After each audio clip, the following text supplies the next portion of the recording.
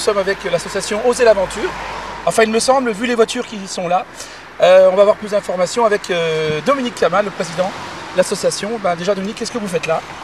Écoutez, voilà, on organise un raid humanitaire en partant pour le Maroc. Donc le raid humanitaire va durer 10 jours. On part ce matin donc vers 8 h et on va donc descendre jusque Perpignan. On arrivera en Perpignan dans la soirée et on prendra le bateau demain matin sur Barcelone vers 10 h. Donc le but de notre raid, donc raid humanitaire, donc distribution de matériel scolaire et matériel médical sur tout le parcours du Maroc. Et puis donc la distance parcourue sur le périple donc, va faire à peu près 4800 km. Donc départ de Tanger avec une boucle qui repart sur Marrakech et retour vers Tanger dimanche prochain. Donc voilà. Et vous êtes combien d'équipages alors en tout?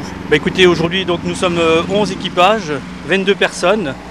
Le plus jeune a 23 ans, le plus âgé a 63 ans. Donc voilà, donc c'est une organisation qui prend de l'ampleur et puis voilà, donc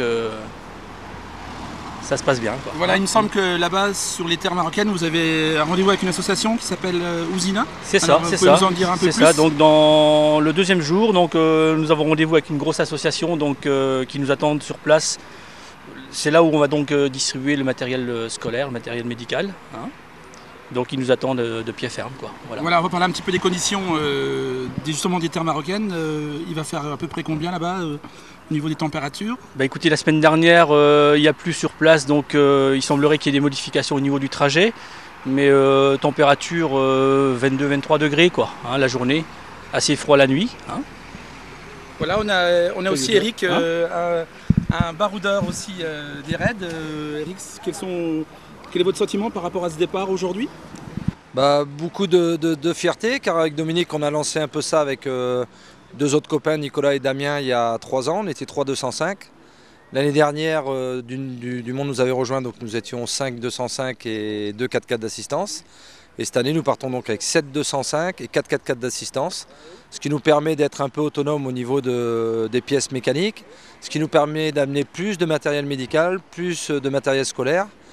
De l'informatique cette année, on amène 2 PC fixes, un PC portable, et puis j'en passe et j'en passe. Et la fierté que en fait, on se rend compte que sans vouloir forcément forcer les dons de diverses sociétés déodaciennes et aux alentours, en fait les gens sont venus d'eux-mêmes cette année pour nous aider à financer un peu ce projet. Au niveau du raid proprement dit, est-ce qu'il y a des choses à faire sur lesquelles il faut faire très attention, par exemple la conduite? On va être sur le macadam, on va être aussi sur le sable. Est-ce qu'il y a des choses particulières à savoir? Alors donc il y a 2 ans et l'année dernière nous étions partis en Tunisie.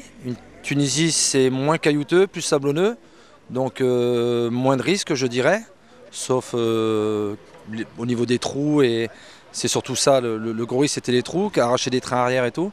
Cette année on va découvrir une terre plus rocailleuse, donc le risque sera différent, il y aura plus de problèmes je pense de train avant et de crevaison, donc voilà quoi, on connaît un peu les risques.